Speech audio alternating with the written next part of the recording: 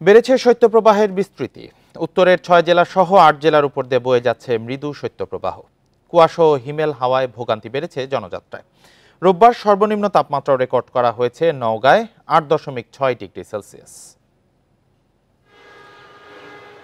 সপ্তাহ ফিরতেই ফের শীত জেঁকে বসেছে উত্তরের জেলা নওগাঁয়। কুয়াশা তেমন না থাকলেও কনকনে শীত বাড়িয়েছে ভোগান্তি।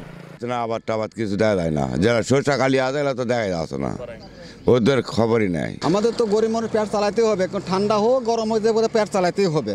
আমরা চাচ্ছি গরিব মানুষ, আমরা শীত কাপড় না তাহলে ভালো হয়, ঘর দিতে ভালো হয়। পঞ্চগড়ে দুদিন ধরে বইছে মৃদু শৈত্যপ্রবাহ। দিনভর কুয়াশার সঙ্গে উত্তরের হিমশীতল বাতাসে বেড়েছে শীতের তীব্রতা। মৃদু শৈত্যপ্রবাহ বইছে দিনাজপুর, রাজশাহী ও পাবনাতেও। ঠান্ডার আবহাওয়া, কাজ করা যায় না, হাত পা একদম ঠান্ডা। ঠাকুরগাঁয়ে ভোর থেকে বৃষ্টির মতো ঝরে কুয়াশা। এক সপ্তাহের বেশি সূর্যের দেখা না মেলায় চরম ভোগান্তিতে পড়েছে মানুষ। সারাদিন পানির মতন শীত পড়ছে, যখন লোকজন নাই উষ্ণ পায় না। এই শীতে কাজ কাম নেই, ঘরের ভিতর বসে বসে থাকে, এই ঠান্ডার ভিতরে কই যাবো। চুয়াডাঙ্গায় একদিনের ব্যবধানে প্রায় 3 ডিগ্রি কমে তাপমাত্রা নেমেছে 10 ডিগ্রি সেলসিয়াসে। মেহেরপুরে কনকনে হাওয়ায় দুর্ভোগে শ্রমজীবী মানুষ।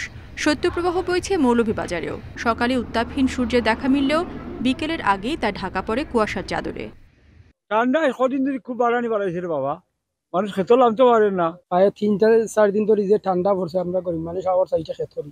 এদিকে বিভিন্ন জেলায় কুয়াশার কারণে ব্যাহত হচ্ছে বোরো মৌসুমে ধানসহ বিভিন্ন ফসলের আবাদ। রেশমি নন্দী, ইন্ডিপেন্ডেন্ট নিউজ।